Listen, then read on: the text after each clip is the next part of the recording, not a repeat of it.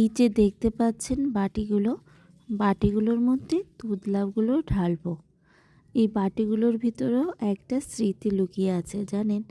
এই বাটিগুলো আমার ঠাকুমা দিয়েছে। ঠাকুমার ইচ্ছা ছিল আমাদের বিয়ে দেখে যাওয়ার, কিন্তু ভগবান সেটা করলো না। আর এই বাটিগুলো দেখছেন আমার ঠাকুমা কিনে রেখে গিয়েছে। আমার মাকে বলেছিল এই 16টা বাটি আমার 2 নাতনিকে দিবা, ও শ্বশুরবাড়িতে নিয়ে যাবে। কিন্তু ঠাকুমা নিচে হাতে দিতে পারলো না, এটাই কষ্ট। এখন ঠাকুমার স্মৃতিগুলো রয়ে গেছে।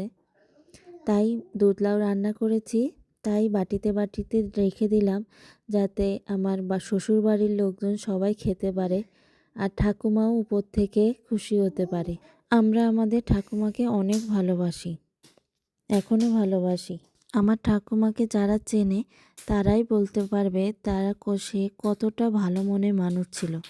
গার রং কালো ছিল, কিন্তু মনটা একদম সাদা ধবধবা ছিল।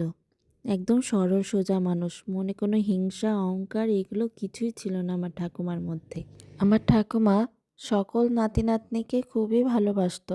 সবাইকে তার নাতনিদের কথা বলে বেড়াতো, তার নাতনিরা কত ভালো। আমার ঠাকুমার জন্য সকলে আশীর্বাদ করবেন, আমার ঠাকুমাকে যেন ভগবান স্বর্গবাসী করে থাকে।